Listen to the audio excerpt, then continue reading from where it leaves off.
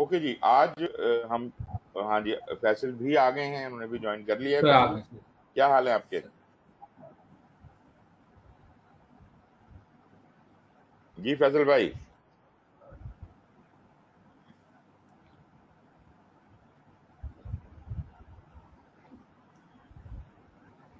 फैसल आवाज आ रही है मेरी?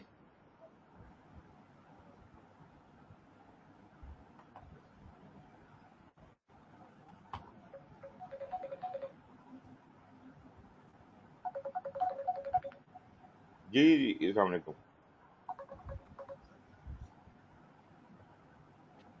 जी अस्सलाम वालेकुम जनाब। जी सर। सर आवाज आ रही है आपको? हाँ जी हाँ जी, बिल्कुल। सर बिल्कुल आ रही है सर। तो आप इधर से जी अटेंड सर। करेंगे? सर आई मैं इसमें आ गया हूँ। चलें, ठीक है। एक मिनट, मैं जरा आपका माइक ऑन कर लूं।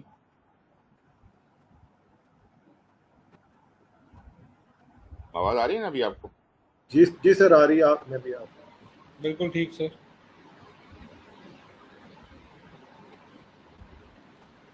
मैं वो देख रहा था, इसका स्पीकर ऑन करना चाह रहा हूं मैं, क्योंकि ये मोबाइल पे है, व्हाट्सएप के ऊपर। नहीं सर, मैं इस पे ही हूँ। अच्छा, ओके, आ गए आप, ठीक हो गया, ठीक हो गया। जी सर।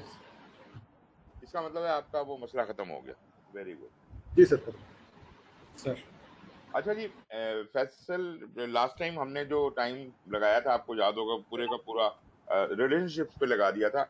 ऑल्दो इतना टाइम तो नहीं है हमारे पास कि हम इन चीज़ों को इतनी ज़्यादा गहराई में जाके डिस्कस करें, लेकिन मैंने कहा कि एक दफ़ा आपका जो बेसिक कॉन्सेप्ट बन जाए, फिर आप आगे संभाल लेंगे चीज़ों को। और आपने भी सुना, याज रिकॉर्डिंग सुनी आपने? अ, जी हाँ सर। तो आप प्रैक्टिकली हमने एक ही स्लाइड के ऊपर सारी बातचीत की थी, सर मगर उससे आपको ये पता चल गया कि दो एक्टिविटीज के दरमियान क्या क्या रिलेशनशिप्स हो सकती हैं। अब मैं आपको सर यहाँ इस स्लाइड के ऊपर जो आपको नजर आ रही है, ये दिखाऊंगा कि ये कैसे कैसे शो किया जा सकता है। ये जो सर प्रेसिडेंस डायग्रामिंग मेथड है, इसमें सिर्फ एक ही फ्लॉ है कि अगर मैं इन पैरेलल एक्टिविटीज का पाथ बनाऊं, तो नेचुरली जब प्रोजेक्ट शुरू होता है तो एक से ज्यादा काम शुरू हो रहे होते हैं। जैसे इस केस में ए, के और एच शुरू हो रहा है, और जब खत्म हो रहा है तो उसमें ई, जी और जे जब खत्म होगा तो एंड डिक्लेयर होगा। लेकिन सर बिगिन और एंड जो है, ये कोई एक्टिविटी नहीं है। So these are two milestones which have to be created in addition to the activities, and after you have a begin point or start point and a end point, then the whole project should happen between these 2 points. Right None of the activities can can be hanging around. मतलब ऐसा नहीं हो सकता कि ए जो है वो, उसके शुरू होने का पता ही ना कहाँ से शुरू हुई है, ये लाइन ही कोई ना हो ए से पीछे। यही वजह है कि सर। जिन एक्टिविटी से पहले कुछ नहीं होता, उससे पहले हम बिगिन लिख के लगा देते हैं। ये डब्बा इसलिए बनाया है कि ए, एच और के का कनेक्शन रहे किसी स्टार्टिंग पॉइंट के साथ। इसी तरह आखिर में आप एंडिंग पॉइंट लगा देते हैं, और जो आखिरी एक्टिविटीज होती हैं जिनके बाद और कुछ नहीं करना, वो फिर आके एंड में टर्मिनेट हो जाती है। सर जो लाइन आपको नजर आ रही हैं एक्टिविटीज के दरमियान, जो एरो नजर आ रहे हैं, that represents the connection between the two sir activities and the relationship. Sir A और बी के दरमियान एरो होने का मतलब है कि ए और बी में कोई रिश्ता है। सर अब वो क्या रिश्ता है जी फैसल, आप बताएंगे ए और बी में क्या रिश्ता है? सर बी के लिए ए होना पहले जरूरी है। ए का खत्म हो ए के चुका बाद बी होना। हो। इसका मतलब जी है सर। कि जो ए है, उसको अगर मैं कहूं तो ये उसका स्टार्ट पॉइंट है, और ये इसका फिनिश पॉइंट है। और बी को अगर देखूं तो ये इसका स्टार्ट पॉइंट है, और ये इसका फिनिश पॉइंट है। तो द सर लाइन, जो एरो है, originates from the finish point of A and terminates in the start point of B. So the sir relationship is finish to start. finish to finish to start. Start. ठीक है जी। तो generally ये relationship इस तरह से बनती है। अब सवाल सर पैदा होता है कि ये क्यों नहीं लिखा हुआ हर एक्टिविटी के ऊपर कि उसका क्या रिलेशन है। चूंकि फिनिश टू स्टार्ट रिलेशनशिप सबसे ज्यादा कॉमनली यूज्ड रिलेशन है, और अगर हम 80 to 90% एक्टिविटीज हमारी फिनिश टू स्टार्ट ही हो रही होती हैं, अगर मैं सर ये सारा लिख दूं तो पूरा चार्ट भर जाएगा। लेकिन जो अदर रिलेशंस हैं वो बहुत कम इस्तेमाल होते हैं, इसलिए उनके लिए ये लाजमी करार दिया गया है कि वो अगर कहीं इस्तेमाल हो रहा है तो वो लिख दिया जाए। बिल्कुल मिसाल के ठीक तौर सर। पे एल और जे के दरमियान जो रिलेशनशिप है वो फिनिश टू फिनिश है। आप मुझे ये सर बताएंगे इसमें से प्रीडिसेसर कौन सा है? अयाज साहब आप बताएं। सर आई और इसकी बात कर रहे हैं आप एल एल और और जे, जे की ना एल और जे की। सर? एल और जे के अंदर सर प्रेडिसेसर तो एल हो गया ना सर, ठीक है। जिसने पहले, और जे जो है वो फॉलोअर है सर इसका। सक्सेसर। अच्छा, सर सक्सेसर अब sir, sorry. Finish to finish का मतलब क्या हुआ यहाँ पर? इसको जैसे अभी फैसल ने बताया, एल और जे के सर दरमियान क्या रिलेशनशिप आप बताएंगे कि ये एल, फिनिश टू फिनिश मतलब एल जब तक खत्म वो नहीं हो जाती तब तक जब तक जे नहीं खत्म होगा सर। जे को खत्म नहीं किया जा सकता। सर जे उससे पहले नहीं खत्म हो सकती, उसके बाद जब मर्जी खत्म हो जाए, उससे हमें प्रॉब्लम बिल्कुल नहीं है। ठीक प्रॉब्लम सिर्फ इस सर। बात से है कि एल के खत्म होने से पहले जे खत्म ना हो जाए कहीं।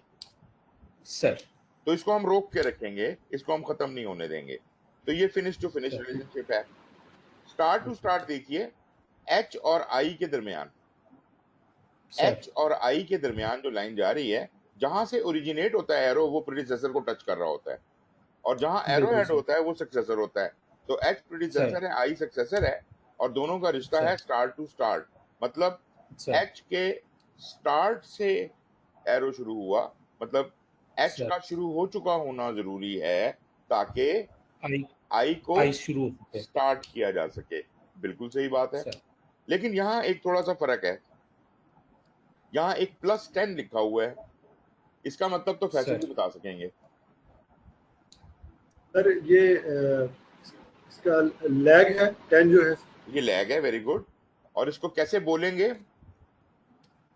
एच के शुरू होने के 10 दिन बाद आई को शुरू किया जा सकता है। सर ठीक है गॉट इट?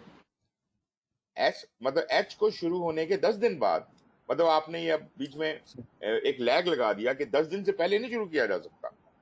ये नहीं है कि एच के सर स्टार्ट के साथ ही आप शुरू कर दें। एच के शुरू होने के 10 दिन बाद आई को स्टार्ट किया जा सकता है। इसी ठीक तरह सर आपको यही रिलेशनशिप एफ, एफ और जी के दरमियान भी मिलता है। इसको अयाज आप डिफाइन कर दें, एफ और जी के दरमियान क्या बनता है? सर एफ और जी के दरमियान ये इसने फिनिश टू स्टार्ट दे दिया सर, फिर +15 के साथ सर। 15 क्या है? मींस ये सर 15 इसका ये लैग हो जाएगा ना सर? लैग है। प्लस है तो लैग है, माइनस हुआ सर तो वो क्या कहते हैं उसको, लीड होगा। लीड हो। लीड सर, बिल्कुल ठीक सर। तो क्या तो स्टेटमेंट क्या बनी?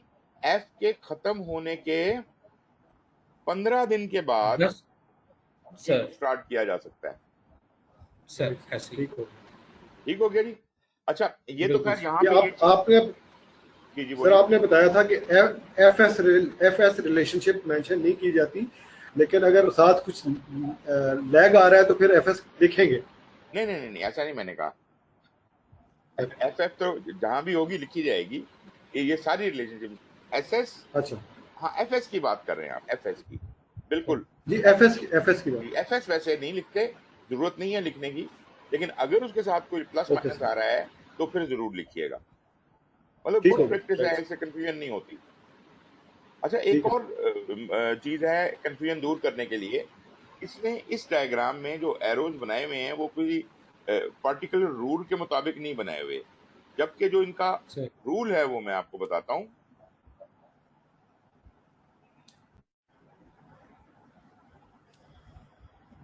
अगली स्लाइड, सॉरी, ये यहाँ पे आ जाइए। यहाँ पे आप बल्कि ये देखें आप, ये जो ऊपर वाला रिलेशनशिप है ये फिनिश टू स्टार्ट है। Particularly sir the arrow is originating from the finish point of A sir and terminating into the start point of B. बिल्कुल सर। ये अच्छा तरीका है शो करने का, मगर इसमें तो कंफ्यूजन कोई नहीं है ना, ये तो अमूमन लोग ऐसे ही बिल्कुल बनाते हैं। ठीक है सर स्टार्ट टू स्टार्ट में सर। आप एरो को स्टार्ट करें ए के स्टार्ट लाइन से नीचे, और वहां से बिल्कुल ठीक घसीट के उसे ले जाएं बी के अंदर, बी के स्टार्ट पॉइंट, मतलब ठीक है इसके स्टार्ट से इसके सर। स्टार्ट बड़ा क्लियरली लिंक होना चाहिए। भले साथ वो लिख भी दें, लेकिन अगर आप ना भी लिखा हुआ हो तो इसको देख के आप पहचान सकते हैं कि ये एग्जैक्टली उसके स्टार्ट से शुरू हुआ और उसके स्टार्ट में खत्म हुआ। बिल्कुल ठीक सर। तो ये तरीका है जी इसको बनाने का। इसी तरह अगर आपने फिनिश टू फिनिश शो करना ठीक है है तो ये आप देख सकते हैं ऊपर, फिर ए के फिनिश से एक लाइन निकली और बी के फिनिश में चली गई। और स्टार्ट टू फिनिश ये वो रिलेशनशिप है जो बहुत कम इस्तेमाल किया जाता है, जो बहुत ज्यादा कंफ्यूजिंग है। इसको इसका स्टार्ट एक एक ए पे डिपेंड कर रहा है ना, तो ए के शुरू होना लाजमी है ताकि बी खत्म किया जा सके। तो ये जनाब ए सर के स्टार्ट से निकाली लाइन और आपने एरो खत्म कर दिया बी के एंड के ऊपर। बिल्कुल ठीक सर। अच्छा, ठीक है इसकी एग्जांपल क्या हो सकती है? एक मतलब वैसे तो वही एग्जांपल जो मैं लास्ट टाइम लेके चल रहा था उसके ऊपर साथ भी प्ले अराउंड किया जा सकता है। अगर आप थोड़े क्रिएटिव हो तो आप कोई ना कोई हल उसका भी निकाल लेंगे, उसको स्टार्ट टू फिनिश बना सकेंगे। लेकिन आपकी आसानी के लिए मैं एक एग्जांपल आपको देता हूं जो कि बड़ी अपेरेंट है। Sir just do not try to confuse कि ये इनकी जगह चेंज हो गई है, जगह चेंज नहीं हुई है। ए जगह अपनी जगह पर है, बी अपनी जगह पर है, लेकिन ए प्रीडिसेसर है। अच्छा, अगर आप इसको कर दें ए को आगे ले जाएं, बी के बाद ले जाएं, तो इस ये वो फिनिश स्टार्ट बन जाएगा, बी प्रीडिसेसर बन जाएगा, और ए एरो एरो सक्सेसर उल्टा बन करना जाएगा। पड़ेगा आपको। लेकिन सर यहाँ पर्टिकुलरली आपको पता चल रहा है कि बी के खत्म होने के बाद ए नहीं शुरू होना, ए जो सर है वो बी पे डिपेंडेंट नहीं है, बल्कि ए का शुरू हुआ हुआ होना जरूरी है ताकि बी खत्म हो सर सके। अब बी कब बिल्कुल शुरू ठीक हुआ, sir. This is not your, ये आपका यहाँ पे सवाल नहीं बनता। बी का हो सकता है सर किसी और से कोई रिश्ता हो उसके स्टार्ट होने का, लेकिन ए के साथ जो उसका रिश्ता है उसमें बी के स्टार्ट होने का कोई ताल्लुक नहीं है। कब होती है हमें नहीं पता, हमें सिर्फ ये पता है कि ए को खत्म नहीं होने देना जब तक ये एक्टिविटी शुरू ना हो जाए। बिल्कुल ठीक सर। वो जो एग्जांपल मैं दे रहा था वो ये थी कि एक आदमी गार्ड पे ड्यूटी पे है, क्वार्टर गार्ड में फर्ज करें, और सर उसकी ड्यूटी सुबह 6 बजे खत्म होनी है। लेकिन शर्त यह है कि नया गार्ड उससे जब तक हैंडिंग टेकिंग ओवर कर नहीं लेता, ये गार्ड अपनी पोजीशन छोड़ के नहीं जाएगा। सर अब मुझे बताइए, पहला गार्ड ए है, दूसरा गार्ड बी है, कौन किस पर डिपेंड कर रहा है? पहला गार्ड ए है सर और दूसरा गार्ड बी है। जी, बेसिकली तो सर क्योंकि बी ने पहले आ जाना है और उसके बाद से ए ने जाना है सर। एक्चुअली तो कौन डिपेंड कर रहा है? ए डिपेंड कर रहा है सर बी के ऊपर ए बी के कि आने बी आने आएगा तो मैं जाऊंगा। एग्जैक्टली। तो ए सर ए नहीं छोड़ के जा सकता, ये that is the point. Dependency का सर की वजह से ए छोड़ के नहीं जा सर सकता। अगर वो ना आया 6 बजे, 7 बजे आया या सर 8 बजे आया, 9 बजे आया, ए को 3 घंटे 2 घंटे ड्यूटी एक्स्ट्रा करनी पड़ेगी, उसको वो सर नहीं छोड़ के जा बिल्कुल सकता। ठीक है जी, ये है स्टार्ट टू फिनिश। ए पहला गार्ड है, बिल्कुल बी दूसरा गार्ड है। सर। ठीक है जी, तो मतलब ए की ड्यूटी का शुरू हुआ हुआ होना जरूरी है ताकि बी की ड्यूटी खत्म की जा सके। सर नहीं, मैं थोड़ा सा उल्टा नहीं कह गया? सर बी को ए की जगह पे बी होना बी चाहिए, ए बी को बी की पहले जगह। वाला, सॉरी मैं गलत कह गया, बी पहले सर वाला सर गार्ड है और ए बाद वाला गार्ड सर है। बाद वाला गार्ड है सर। ए जी जो है सर वो बी पे डिपेंड कर रहा है, जो पहले वाले सर गार्ड वो सक्सेसर नहीं है। सर अच्छा, वो पहले वाला गार्ड जो है वो सक्सेसर है, तो प्रीडिसेसर सर कौन है? आने वाला गार्ड। आने वाला गार्ड आने वाला आएगा तो ये ड्यूटी छोड़ के जाएगा, ये अपनी ड्यूटी सर। मुकम्मल कर चुका है लेकिन छोड़ के जा नहीं सकता। बिल्कुल सर। अब वो क्या कहते हैं, जब ड्यूटी हैंड ओवर हो जाती है उसके बाद इसका दिल करता है इधर ही बैठा रहे तो बैठा रहे, हमें क्या। लेकिन सर इसके बाद उसे इजाजत है कि वो अगर जाए चाहे तो जा सकता है। वो कह नहीं यार मैं तेरे साथ बैठ के चाय पी के जाऊंगा, घंटा और बैठूंगा, तो आपको कोई इतराज तो नहीं हो सकता इस बात के ऊपर। लेकिन उसने जो आपने उसे हुक्म दिया था वो पूरा कर दिया कि वो उस वक्त तक सीट अपनी पोजीशन छोड़ के नहीं गया जब तक नया गार्ड आ नहीं गया। ठीक है जी। बिल्कुल ठीक सर। अच्छा, अब ये प्रेसिडेंस डायग्रामिंग में जो डब्बे मैंने आपको बताए, ए का डब्बा, एक्टिविटी का डब्बा, डी का, बी का डब्बा, सी का डब्बा, तो इसका मतलब है कि इस मेथड में activity is in the box. Sir एक पुराने जमाने में एक मेथड हुआ करता था, मुझे नहीं पता, आप लोगों ने तो खैर नहीं पढ़ा होगा क्योंकि वो ऑब्सोलीट हो चुका है, लेकिन हो सकता है कि कहीं पढ़ा दिया हो किसी ने आपको। उसको कहते थे एरो डायग्रामिंग मेथड। कुछ सुना हुआ है एरो? फ्लो चार्ट टाइप चीज होती है सर? नहीं, फ्लोट तो खैर निकलेगा, वो सर इसमें निकलेगा। नहीं सर, मैं एरो कह रहा हूँ ये डायग्राम, कोई फ्लो चार्ट टाइप चीज होती थी मेरे ख्याल में, ये फ्लो भी चार्ट वही है, बनाया नहीं करते थे ये सर। भी फ्लो चार्ट टाइप ही चीज है, ये भी वही चीज है। अच्छा। सर मगर उसके अंदर ये होता था कि एक्टिविटी एरो को कहते थे। ठीक सर। खैर, मैं उसके बहस में नहीं जाता कि उसमें क्या अच्छा था क्या बुरा था, अलबत्ता वो ऑब्सोलीट हो चुका है। और ये मेथड जो है ये उससे बहुत ज्यादा आला और जामे है। अब सर एक एक्टिविटी के बारे में जो इंफॉर्मेशन हो सकती है वो यहाँ पे लिख दी है मैंने। सर और आप ये देखिए कि ये कोई जरूरी नहीं है कि सब लोग इसी तरह का डब्बा बनाते होंगे। कुछ लोग 4 खानों वाला डब्बा बनाते हैं, कुछ 6 खानों वाला बनाते हैं, मतलब मर्जी है लोगों की अपनी। लेकिन ये बिल्कुल। मैंने जो चीज ली है, ये एक बड़ी मशहूर किताब है सॉफ्टवेयर की, उससे मैंने ली है और ये मुझे बहुत पसंद है और मैं हमेशा यही पढ़ाता हूँ क्योंकि इसमें ज्यादा वाजे तौर पे डाटा दिया हुआ है। सर एक्टिविटी को कोई नंबर दिया गया होगा, वो एक्टिविटी लेबल में आ जाएगा। ब्रीफ सर डिस्क्रिप्शन, मिसाल के तौर पे कंस्ट्रक्ट वॉल या कोड कोड डाटा, तो सर वो डिस्क्रिप्शन आप इधर चाहें तो लिख सकते हैं, ऑप्शनल है। अगर पता है लिखना चाहें, जगह है तो लिख दें। ड्यूरेशन उसकी जितनी है, लाजमी बात है कि ये जितने खाने हैं ये एक्टिविटी, जब आप आइडेंटिफाई करते हैं एक्टिविटी तो उसका नाम और उसका लेबल पता चल जाता है। फिर जब आप सर ड्यूरेशन एस्टिमेट करते हैं उसका ड्यूरेशन पता चल जाती है, वो यहाँ लिख दीजिए। और उसके बाद फिर हम जब इनको कनेक्ट कर देते हैं सारी एक्टिविटीज को, फिर हम देखते हैं कि इस एक्टिविटी को अगर जल्द से जल्द किया जाए तो किस तारीख को स्टार्ट हो सकती है, और अगर इस तारीख को स्टार्ट सर की तो अर्लीस्ट फिनिश कब होगी, और अगर सर इसको जो लेटेस्ट गुंजाइश है हमारे पास उसके हिसाब से डिले मोस्ट किया जाए तो लेटेस्ट फिनिश डेट क्या होनी चाहिए, इससे बियॉन्ड ना जाए। बिल्कुल और अगर सर। लेटेस्ट फिनिश डेट ये होगी तो स्टार्ट डेट क्या होगी, लेटेस्ट स्टार्ट डेट।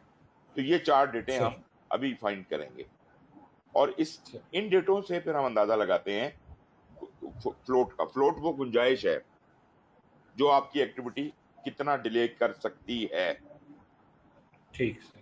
और स्पैन वो टोटल मुद्दत है जिसमें इस एक्टिविटी को किया जा सकता है। फॉर एग्जाम्पल ये 8 दिन की एक्टिविटी है, मगर मेरे पास जो गुंजाइश अवेलेबल है, जो स्पैन अवेलेबल है, वो 10 दिन का है। इसका मतलब है कि इस 8 दिन की एक्टिविटी को 10 दिन के अंदर अंदर करना है। अब मैं सर पहले 8 दिन में करूं, आखिरी 8 दिन में करूं, या कहीं दरमियान में करूं, ये सर मेरा जो 2 दिन एक्स्ट्रा है वो मेरा फ्लोट है। ठीक और सर। अगर मैं फ्लोट को और ड्यूरेशन को जमा कर दूं तो ये मेरा टोटल स्पैन बन जाता है। बिल्कुल ठीक सर। और प्रैक्टिकली स्पीकिंग अर्लीस्ट स्टार्ट जल्द अज जल्द कब शुरू किया जा सकता है और लेटेस्ट फिनिश लेटेस्ट कब खत्म किया जा सकता है, इसका फर्क भी 10 ही दिन होगा, बिल्कुल ठीक स्पैन के बराबर ही होगा ये। सर। मिसाल के तौर पे अगर मैं 0 को शुरू करता हूं तो 8 को खत्म करूंगा, और अगर 10 को खत्म करना है तो 2 को स्टार्ट करना पड़ेगा। सर ठीक है ना जी। तो आप ये बिल्कुल जो ठीक। अभी मैंने फिगर आपको बोले, तो अर्लीस्ट स्टार्ट और लेटेस्ट स्टार्ट क्या बना, ऊपर 0 नीचे 2, कितना फर्क है सर दोनों का, 2 दिन का। ये 2 बिल्कुल दिन फ्लोट है। बिल्कुल सर। सर इसी तरह यही फर्क अर्लीस्ट फिनिश और लेटेस्ट फिनिश में भी होगा। अर्लीस्ट फिनिश क्या था, सर 8, और लेटेस्ट फिनिश था 10। 8 और 10 10 का सर। फर्क 2 दिन। 2 दिन से 2 दिन का हमारा फ्लोट है। क्रॉस चेक अगर आप करना चाहते हैं तो दोनों का डिफरेंस कर लें, और अगर वो बराबर है सर, तो ये आपका फ्लोट है। बिल्कुल ठीक सर। अगर बराबर ना आए तो मतलब है आपने कहीं ना कहीं कोई कैलकुलेशन में गलती की हुई है। सर, ये हमेशा बराबर आना चाहिए, मतलब लेटेस्ट फिनिश में से अर्लीस्ट फिनिश माइनस कर लें, या लेटेस्ट स्टार्ट में से अर्लीस्ट स्टार्ट सर, माइनस कर लें, दोनों सूत्रों में जवाब वही सर, आना चाहिए। ये लिखा हुआ है फार्मूला, बिल्कुल float is equal to sir latest float minus. Float का थोड़ा सा क्लियर कीजिएगा सर। फ्लोट वो गुंजाइश है जितना ठीक आप डिले कर सकते हैं इस एक्टिविटी को। है सर। अगर ये 8 दिन का काम है और मेरे पास जो गुंजाइश है वो 10 दिन की है, तो इसका मतलब है कि 2 दिन मेरे पास एक्स्ट्रा हैं, कि 2 दिन फ्लोट है। ठीक है सर। 8 दिन का तो काम है ना, तो 10 दिन में से 8 दिन निकाल दें, बाकी फ्लोट है। अब ये मेरी मर्जी है ये कि मैं ये जो जितना चार भी चीजें दी हुई सर, ये जो चार चीजें दी हुई हैं, E S L S E F, और इसमें से फ्लोट निकाल सकते हैं। फ्लोट निकल सकता है ना। ये दिया हुआ है, फ्लोट के सामने लिखा हुआ है latest finish minus earliest finish, ऊपर देखें। अच्छा अच्छा, ठीक हो गया sir, sir. Latest start minus earliest start, same एक ही बात है। ठीक हो गया जी सर, ठीक इसी है। तरह अगर आपको ड्यूरेशन और फ्लोट को जमा कर लें, ड्यूरेशन कहाँ है ये, और फ्लोट ये नीचे दिया हुआ है, 8 दिन की जी सर, सर, ड्यूरेशन, ठीक 2 दिन का फ्लोट, तो 10 दिन का स्पैन बन जाएगा। या है। इसका राइट, दूसरा तरीका है latest finish minus earliest start, 10 minus 0। ठीक हो गया सर। राइट जी। अगर ये बात समझ आ गई सर, है तो ये एक एग्जांपल हम करते हैं। इस सर, एग्जांपल में देखिए कि मेरे पास 3 एक्टिविटीज हैं, ए बी और एफ, जो सर, इकट्ठी स्टार्ट हो रही हैं। ए के बाद सी है, बी के बाद डी और ई है, एफ के बाद जी है, और ई के बाद भी जी है, मतलब ई और एफ के बाद जी है, और इसी तरह सी सर, और डी के बाद एच है, और एच और जी अच्छा, के बाद प्रोजेक्ट खत्म हो जाता है। राइट। सर, मुझे बिल्कुल सिर्फ ठीक एक सर। बात पता थी, एक्टिविटी का नाम और उसकी ड्यूरेशन, दैट्स ऑल। 6 वीक्स ए की ड्यूरेशन है, 4 वीक्स बी की है, and so on and so fourth. और बाकी समझे सर, कि कुछ नहीं लिखा हुआ यहाँ पर, ये नीचे के सर, खाने सारे खाली हैं। तो let us sir, fill that. Let us start the project on day 0, right? Sir, So forget about the latest start and latest finish. अभी इस वक्त मैं स्टार्ट से फिनिश की तरफ जाऊंगा, और मैं सिर्फ अर्लीस्ट स्टार्ट और अर्लीस्ट फिनिश कैलकुलेट करूंगा। सर, लेटेस्ट को अभी बिल्कुल सोचना भी नहीं है, ये अभी अभी का सर, काम नहीं है। ठीक है इसको कहते हैं फॉरवर्ड पास, स्टार्ट से सर, फिनिश की तरफ जाना, फॉरवर्ड पास। इसमें अर्लीस्ट स्टार्ट में तो मैं 0 से स्टार्ट कर रहा हूं तो 0 0 लिख देता हूं, 0 0 0, बिल्कुल, और बिल्कुल फिर ठीक सर। 0 में 6 वीक्स जमा करके ये मेरा बन गया latest earliest finish. Early smash sir, अगर मैं से बिल्कुल सर। 0 को शुरू करूं, 6 को खत्म हो जाएगा, 0 जमा 6। सर, इसी तरह सर, 0 + 4 बी का हो जाएगा, 0 + 10 सर, 10 का हो जाएगा। ये जहां सी की आपका आ बारी जाएगा आती सर। है, तो सी का अर्लीस्ट स्टार्ट वो है जहां ए ने खत्म किया, तो 6 को सर, खत्म होगा तो फौरन ये शुरू हो जाएगा। 6 सर, 6 जमा 3 9। नहीं इसी सर, तरह डी से डी की तरफ जाएं तो 4 उसका अर्ली स्टार्ट बन जाएगा डी का, और मजे की बात यह कि सर, 4 ई का भी अर्ली स्टार्ट बन जाएगा, क्योंकि दोनों को एरो इधर से बिल्कुल जा सर, रहा है। बिल्कुल सर, तो डी का 4 जमा 4 8 हो जाएगा, और ई का 4 जमा ठीक, 3 7 हो जाएगा। शांत हो सर। ठीक है अब आप आ जाइए ऊपर एच की तरफ। सर, एच में वो कहता है कि सी 9 को पाया तकमील तक पहुंच रहा है, डी 8 को पहुंच रहा है, और सी और डी का सर, खत्म हुआ हुआ होना जरूरी है ताकि एच को शुरू सर, किया जा सके। तो सर, एच हम कब स्टार्ट कर सकते हैं, 9 को या 8 को? जब जब ये खत्म होगी सर, हमारी सी खत्म हो जाएगी क्योंकि उसकी ड्यूरेशन ज्यादा है ना सर। ज्यादा है। जब तक ये सर, दोनों काम खत्म नहीं हो जाते, सी और डी, एच को शुरू नहीं कर सर, सकते। अगर शुरू नहीं डी कर पहले खत्म हो गया है तो कोई बात नहीं है, सर। लेकिन एच को हम सर, तभी शुरू कर पाएंगे जब सी भी खत्म हो जाए। तो लॉन्गर बिल्कुल एक्टिविटी सर। जो है उसका फिगर हम सर, ठीक है वो है 9 सी की तरफ से, सर, वो एच का स्टार्ट बन जाएगा। और सर 9 जमा 2 बन जाएगा 11। 11 हो जाएगी सर। अब आप बिल्कुल जी ठीक पे है आ सर। जाइए। सर जी में भी 2 एरो आ रहे हैं, एक ई सर की तरफ से और एक एफ की तरफ से। सर सर ई की तरफ से 7 आ रहा है, एफ की तरफ से 10 आ सर रहा है। सर क्या लूं मैं? 10 लिख 10 ले लेंगे सर। 10 10 लेंगे और 10 + 3 13। यहां सर से 2 एरो जा रहे हैं ठीक एंड है फिनिश की तरफ। आप मुझे बताएंगे सर प्रोजेक्ट कब खत्म होगा? 13 पे सर। बिल्कुल सही। एच भले खत्म सर हो जाए, लेकिन प्रोजेक्ट सर मुकम्मल तो तभी होगा जब आखिरी एक्टिविटी भी खत्म हो जाए, जो कि जी है। तो इसका सर मतलब ठीक है है 13 वीक का ये प्रोजेक्ट है।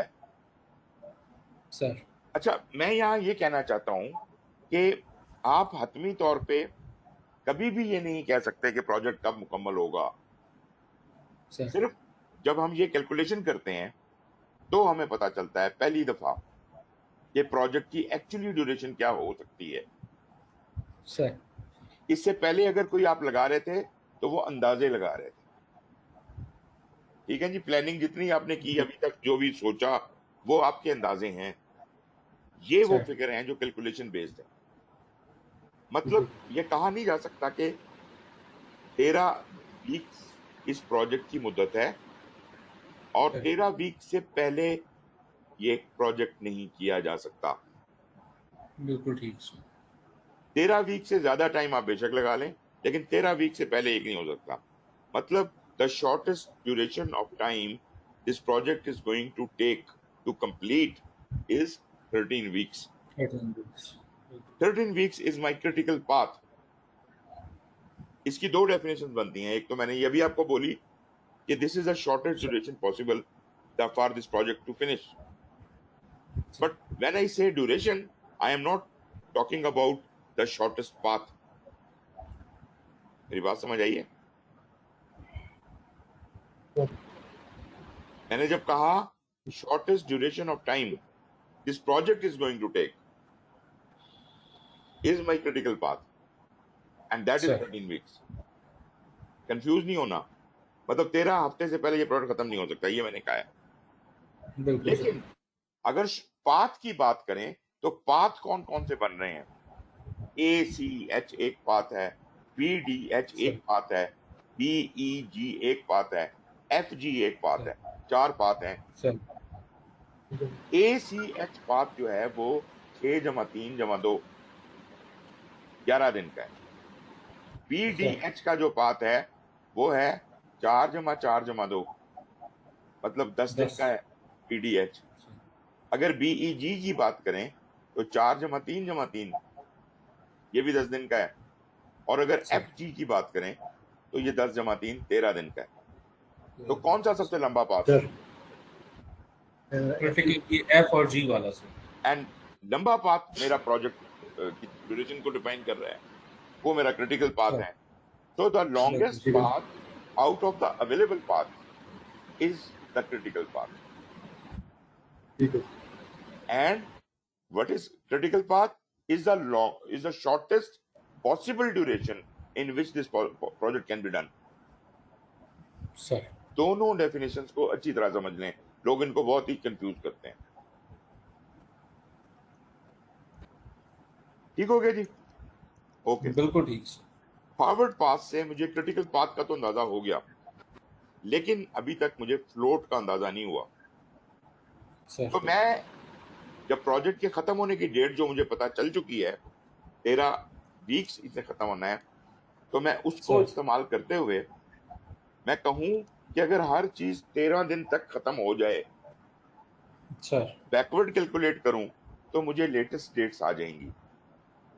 मिसाल के सर तौर पे लेटेस्ट फिनिश वाली जो खाना है लोअर वाला, उसमें मैं सर फिनिश वाली डेट लिख दूं 13 इधर और 13 इधर। सर एच बिल्कुल के ठीक नीचे सर। भी 13 और जी के नीचे भी 13, लेटेस्ट फिनिश की जगह। बिल्कुल सर और मैं बैकवर्ड कैलकुलेट करूं, एच में 13 - 2 11 और जी में 13 - 3 10। एच में देखें, जो 11 आया था वो पीछे ट्रेवल कर गया, सर वो डी को भी 11 चला गया, सी को भी 11 चला गया। डी ने 4 माइनस किए तो 7 बन गया। सी ने 3 माइनस किए तो 8 बन गया। और बन गया सर। इसी तरह जी जो है वो भी 10 ई को भेजा उसने और एफ को भी भेजा, सर ये इसके लेटेस्ट फिनिश में सर आ गए। ई ने 10 में से 3 निकाले 7 और एफ ने 10 में से 10 निकाले 0। 0 सर। इसी तरह आप सी से पीछे जाएं तो 8 पीछे गया, 8 माइनस 6 2। 2 सर। डी से बी की तरफ जाते हैं तो पता चलता है ई से भी बी को एक लाइन आ रही है। अब हम मुश्किल में सर पड़ गए कि इधर से सर क्या फिगर आ रहा है, उधर से क्या आ रहा है, और दोनों में से क्या बड़ा सर लेना है, छोटा लेना है। Sir for the time being इत्तेफाक ऐसा हो गया कि दोनों तरफ से आपको 7 ही आ रहा है, सर तो आपकी परेशानी खत्म। तो आपकी जो लेटेस्ट फिनिश डेट बी की होगी वो 7 होगी। लेकिन वो फर्क कर 7 लेते हैं कि अगर डी से 7 आ रहा होता, ई से 6 आ रहा होता, फिर क्या लेते? 9 और 8 इधर हमने बड़े लिए थे, तो छोटे वाली जो डेट होती सर वो लेते सर हम। जी बिल्कुल ठीक है। क्योंकि हम सर उल्टा जा रहे हैं तो इस बार सर हम हायर फिगर नहीं लेंगे, छोटा फिगर लेंगे, तो फिर हम 6 लेते। सर ठीक है। जी जनाब, ये बात तो समझ आ गई। ये है आपका क्रिटिकल पाथ बनाने का तरीका। अब इसका फ्लोट बिल्कुल निकाल लेते हैं। आपको ये फार्मूला लिखा हुआ है, आप ये दो फिगर इसमें से इसका डिफरेंस निकाल लें, या इनका डिफरेंस निकाल सर लें, या दोनों का निकाल के कंपेयर कर लें, सर फ्लोट निकल आएगा। ए का बिल्कुल फ्लोट सर 8 माइनस 6 2, सी का फ्लोट 11 माइनस 9 2, एच अच्छा का फ्लोट 13 माइनस 11 2, बी का 11 माइनस 8 3, 3 बी का 7 minus 4 4, sorry 7 minus 4 3। Sir G D में कोई फ्लोट नहीं है क्योंकि 13 माइनस 13 0। ई में सर 3 दिन का फ्लोट है। एफ में कोई फ्लोट नहीं सर है। सर आपने इसमें जितने पाथ रिकॉग्नाइज किए थे, A C H, B D H, B E G और एफ जी, सर सब सर में कुछ ना कुछ फ्लोट है सवाए एक पाथ के। वो कौन सा है जिसमें कोई फ्लोट नहीं है? और एफ जी वाला सर। बिल्कुल सही। और ये क्यों नहीं है फ्लोट? क्योंकि ये क्रिटिकल पाथ है, इसमें कोई क्रिटिकल पाथ कॉन्जुगेशन ठीक है नहीं सर। है। सर तो हर प्रोजेक्ट में कम अज कम एक क्रिटिकल पाथ का होना लाजमी है। ठीक है। और मेरा सवाल यह है आपसे, क्या किसी प्रोजेक्ट में एक से ज्यादा क्रिटिकल पाथ हो सकते हैं? हो सकते हैं सर, अगर मतलब उनकी वो जिस तरह से हम ये कैलकुलेशन कर रहे हैं तो उनकी एंड जो आ रहा हो टाइम सर, हाँ जी, लेटेस्ट या अर्लीस्ट में इसका वो सेम हो जाए सर, अगर सेम हो जाए। Very good, very good, same. बिल्कुल सही आपने जवाब दिया। तो मतलब ये कुछ लोग ये गलती करते हैं कि यार ये 13 है तो ये क्रिटिकल पाथ है, और वो वाला 11 है तो वो सेकंड क्रिटिकल है। सॉरी सर, ये नहीं है क्रिटिकल। सर क्रिटिकल वही होगा जो हाईएस्ट होगा फिगर। और अगर सर हाईएस्ट फिगर एक से ज्यादा पाथ पे अक्कर कर रहे हैं तो वो जितने भी सर पाथ होंगे वो क्रिटिकल हो जाएंगे। सर अच्छा, अगर आपके प्रोजेक्ट में दो क्रिटिकल पाथ हैं तो इससे आप क्या नतीजा अखज करते हैं? ये कैसा प्रोजेक्ट है? देखिए ना, अगर फर्ज करें कि बी डी एच भी क्रिटिकल होता और एफ जी भी क्रिटिकल होता, सर क्रिटिकल पाथ पे जितनी एक्टिविटीज होती हैं वो क्रिटिकल एक्टिविटीज कहलाती हैं और हमें क्रिटिकल उनका खास ख्याल रखना पड़ता है। अगर अगर एफ जी होगा सर तो सिर्फ 2 क्रिटिकल एक्टिविटीज हैं, अगर बी डी एच भी सर होगा तो 5 हो जाएंगी। सर क्या अखज किया आपने? दिस इज सर मोर जितने रिस्की ज्यादा प्रोजेक्ट। क्रिटिकल पाथ होंगे सर उतनी ज्यादा क्रिटिकल एक्टिविटीज उसके अंदर भी मौजूद क्रिटिकल होंगी। एक्टिविटीज ज्यादा है, उसमें रिस्क ज्यादा है। ज्यादा हो तो जाएगा इनमें से कोई भी एक्टिविटी डिले होगी तो हम मारे जाएंगे। सर। बिल्कुल सर। ठीक है ना? तो रिस्क बढ़ता है, अगर क्रिटिकल पाथ बढ़े तो रिस्क बढ़ता है। सर तो ये कोई अच्छी बात नहीं है, लेकिन हो सकता है। सर ठीक है सर। अच्छा जी, अब वो भी काम यहीं पे ही कर लेते हैं कि फर्ज करें अगर ये मैंने बना लिया, अब ये मुकम्मल हो गया मेरा। अब इससे आप स्पैन सर निकाल सकते हैं। आप ड्यूरेशन और फ्लोट को जमा करें, 6 जमा 2 8, 3 जमा 2 5, ये आप करके देख सकते हैं। ये स्पैन की मुद्दत बिल्कुल निकल सर। आएगी। ये एक आपके सामने आ गया। अब मैं अगर आपको ये कहूं कि इसका जरा गैन चार्ट तो बना दें, कब स्टार्ट होगा कब फिनिश होगा तो बना सकते हैं। बिल्कुल सर, देख के इसको बनाया तो जा सकता है, मतलब सब क्योंकि उसके अंदर हमने everything you need is available here, you sir don't have to do anything.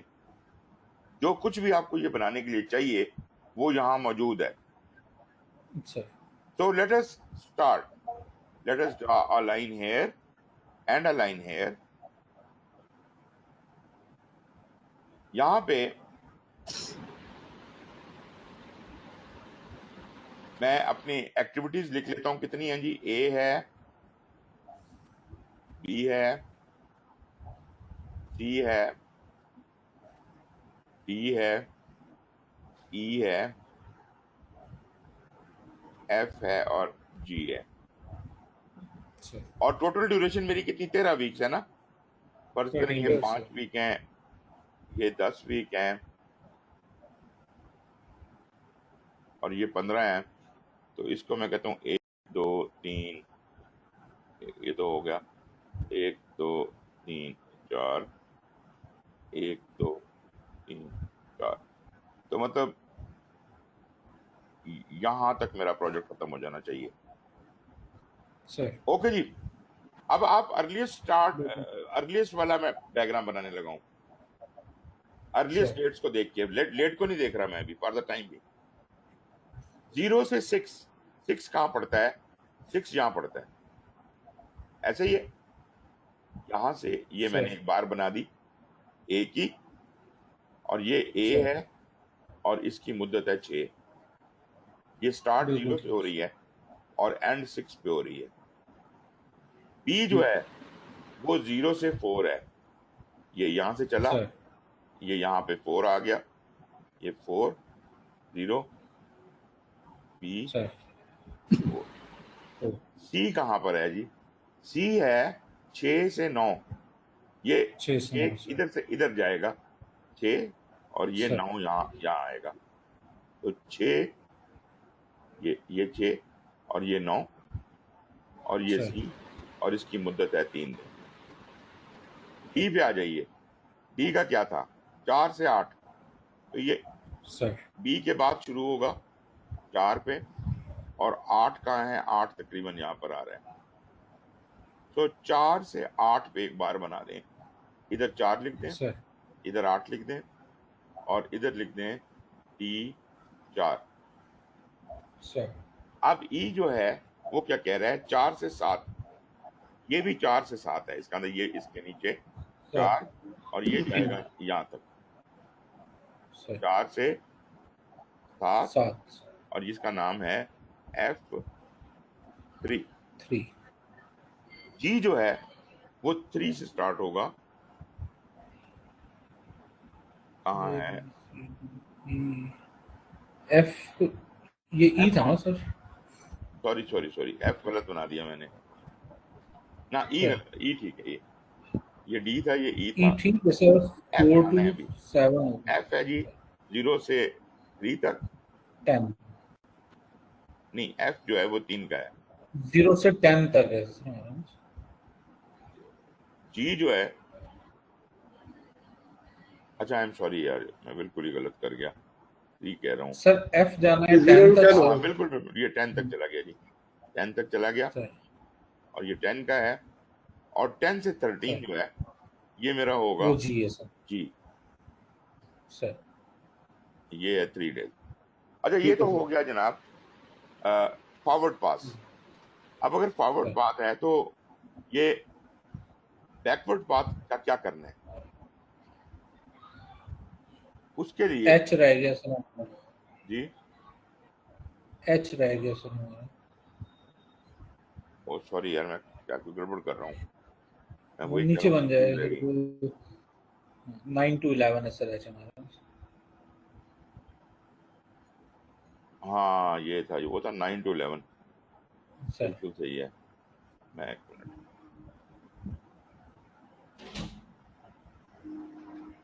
इधर गया 9, ये 9 है, 9 0 ये 9 से ये 11 होगा, 9 to 11। I am sir sorry, ये बिल्कुल एच हो सर। गया जी, ये 2 दिन का। सर अच्छा, ये गैन चार्ट आपका कंप्लीट है, लेकिन sir interestingly you would understand that there is not only one Gantt chart. This is the earliest Gantt chart. Then there will be a latest Gantt chart.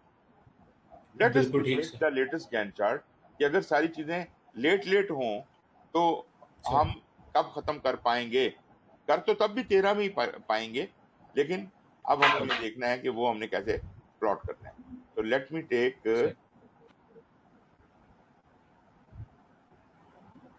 किधर गया black colour. Okay, क्या date है जी ए की, latest वाली.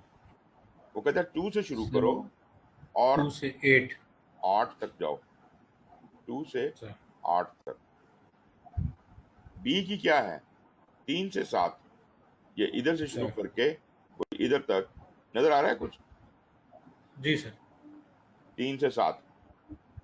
सी का सी 8 sir से 8 11, से 11. मतलब ये इधर से स्टार्ट करके इधर तक 8 से 11. सर और डी का 7 से 11. ई जो सर है वो इधर से 11 तक जाएगा. सर सॉरी 7 है ये 7 है जी. ये 7 से 11 पे जाएगा. ई कहाँ सर जाएगा? 7 से 10 पे.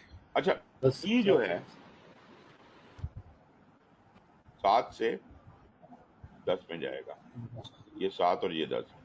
एफ जो है उसमें कोई चेंज नहीं आएगी, इसलिए ये इसी के ऊपर रहेगा 0 से 10. सर और जी में भी कोई तब्दीली नहीं आएगी.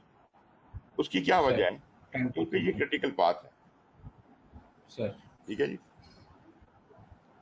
और एच जो है वो चला जाएगा 11 से 13. 13. ओके, अब मैं क्या करता हूं, अब मैं इसके ऊपर प्लॉट करता हूं क्रिटिकल पाथ. आप ये देखिए, अगर मैं ए को देखूं, ए में अर्लीस्ट डेट में और लेटेस्ट डेट में कितना फर्क है? सर 2 दिन 2 वीक्स का 2 ए दिन में. का फर्क है ना. तो मैं सर ऐसे करता हूं इसको,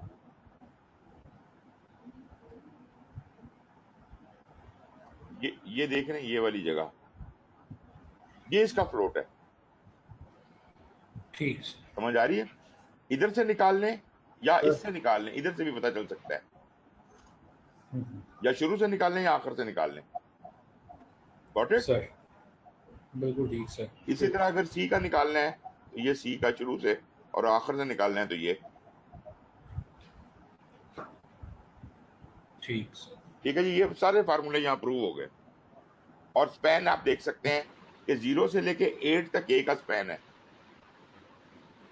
मतलब अर्ली स्टार्ट से लेटेस्ट फिनिश तक. ये यहाँ तक सारा एरिया, ये उसका स्पैन है. 0 बिल्कुल सर ऐसे ही. ए को देखें ना, मैं एक मिनट इसको कैसे करूँ. ए का स्पैन जो होगा वो यहाँ से लेके ये यहाँ तक है, ये सारा स्पैन है इसका. यहाँ तक है. बिल्कुल सर ऐसे ही. ठीक है ना. जहाँ ये सी का ये सारा सर. स्पैन है. ठीक है, लेटेस्ट तक, लेटेस्ट की आखिरी डेट तक. और अगर क्रिटिकल पाथ मार्क करना है एक मिनट, तो वो तमाम एक्टिविटीज जो कि क्रिटिकल है सर उनको हम रंग कर देते हैं. सर. मिसाल के तौर पे ये एफ है, तो ये जनाब मैंने इसको sir I have coloured it. ठीक है जी. और ये जी को सर. फिर आगे कलर कर दिया, और इनके दरमियान का जो कनेक्शन है इसको ऐसे इसको जोड़ दिया. तो एफ जी इज क्रिटिकल. ठीक हो गया जी. गैन चार्ट भी ठीक. बन गया. Are you okay with it ना? बन सकता है ना. सर बिल्कुल. अब जनाब क्या करें कि ये जो कुछ भी गैन चार्ट बना है इसके ऊपर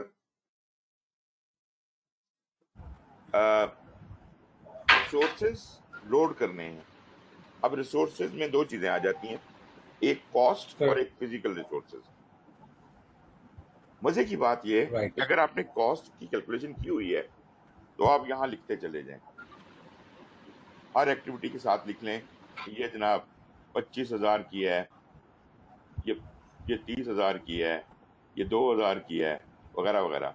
तो the total Sir. Sum would be your total budget, नीचे आ जाएगा। लेकिन यहाँ मजे की बात ये होगी कि आप ये भी प्लॉट कर सकते हैं कि कब कितना पैसा खर्च होना है। कर सकते हैं कि नहीं कर सकते? मतलब पहले हफ्ते में कितना पैसा खर्च हो जाएगा, क्या आप अंदाजा लगा सकते हैं? पहले Sir. हफ्ते में Rough क्या हो रहा है, estimate. Yes. दो ही एक्टिविटीज हो रही हैं, ए और बी, तो उसका आप Sir. पोर्शन रख लेंगे जो भी उसका बनता है।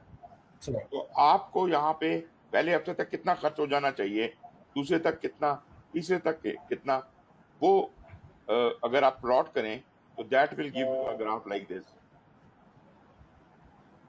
वीकली एक्सपेंडिचर का ग्राफ ऐसा बनेगा।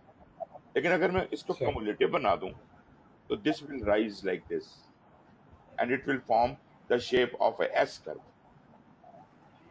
This S curve is called cost baseline. ये जो स्केड्यूल आपके सामने बना था ये था स्केड्यूल बेसलाइन, और ये एस Sir. कर्व जो बना है ये है कॉस्ट बेसलाइन। Sir. ठीक हो गया जी? Sir. कॉस्ट बेसलाइन और स्केड्यूल बेसलाइन में कोई फर्क, प्रॉब्लम नहीं है। एक आखिरी चीज और देख लीजिए, वैसे ये सब बातें मेरे लेक्चर में कवर्ड हैं।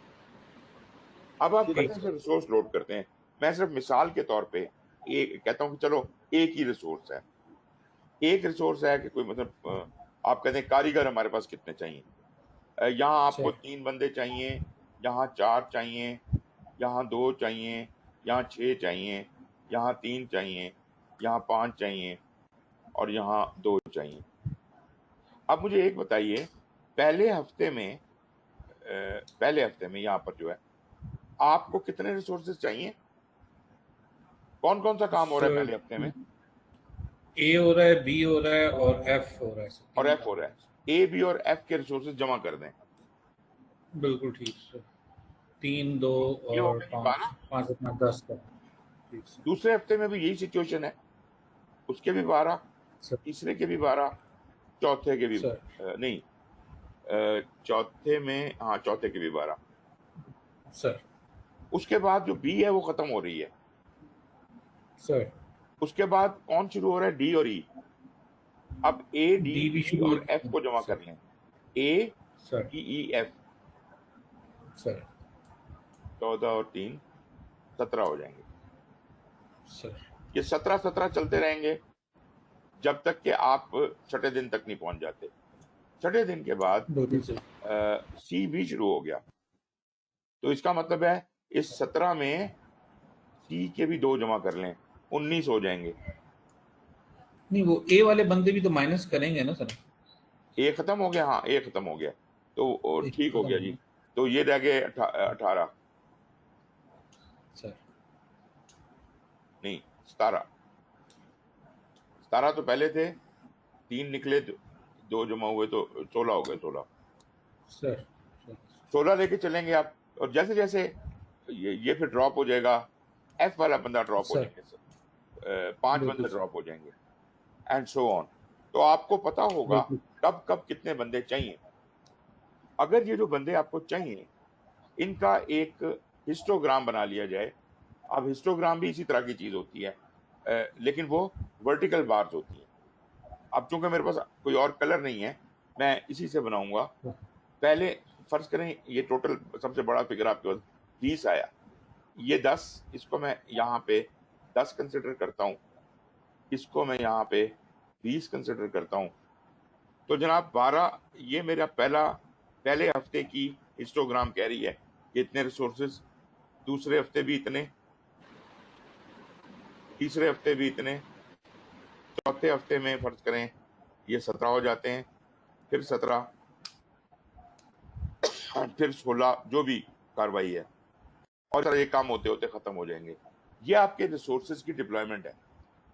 आपको इतने इतने बिल्कुल। रिसोर्सेज हर हफ्ते में चाहिए। लेकिन फर्ज करें कि मार्केट में आपके पास इतने रिसोर्सेज अवेलेबल नहीं है। मिसाल के तौर पे मार्केट में 10 से ज्यादा रिसोर्सेज मिलने का इम्कान नहीं है, तब क्या करेंगे? सर मजबूरी है ना आपकी, कोई चांस नहीं है कि आपको एक्स्ट्रा रिसोर्सेज मिल सकें। तो उस सूरत में आपको 10 रिसोर्सेज में ही गुजारा करना पड़ेगा। जब गुजारा करना पड़ेगा तो इसका मतलब है कि मेरे काम पूरे नहीं हो पाएंगे, वो एलोंगेट हो जाएंगे। सर जब वो एलोंगेट होंगे सर तो मेरा जो क्रिटिकल पाथ है वो 13 से बढ़ जाएगा। बढ़ जाएगा ये सर, कैलकुलेट करना बिल्कुल पड़ेगा कि अगर रिसोर्सेज को मैं 10 पे लॉक कर दूं तो मेरा ड्यूरेशन 13 से बढ़ के कितनी हो जाती है। बिल्कुल ठीक सर। खैर जी, ये आज की जरूरी बातें थी जो मैंने आपसे करनी थी। इसमें मैंने बहुत सी बातें सर आपको कर दी हैं। मैंने आपको रिलेशनशिप, फिर आपका वो जो अपना precedence diagram, sir precedence diagram के बाद आपका जो गैंट चार्ट के सर ऊपर क्रिटिकल पाथ का निकालना बनाना, और फिर सर रिसोर्स और अपना कॉस्ट बेसलाइन बनाना, और सर रिसोर्स का, इसको हिस्टोग्राम कहते हैं, रिसोर्स हिस्टोग्राम। तो रिसोर्स जो सर है वो आपके पास, ये तो एक की बात की, हो सकता है आपके पास कारपेंटर्स भी हों, उनका अलग हिस्टोग्राम हो, पेंटर्स का अलग हो, लेबर्स का अलग हो, और कोई किसी लोगों का अलग हो। जरूरी नहीं होता कि आपके सारे रिसोर्सेज ही जो है वो क्रिटिकल हों। कुछ रिसोर्सेज सर क्रिटिकल होते हैं जो महदूद पाए जाते हैं, उनके मुताबिक हमें ढलना पड़ता है, उनके सर मुताबिक हमें अपने प्लान को एडजस्ट करना पड़ता है। गॉट इट जी? बिल्कुल ठीक सर।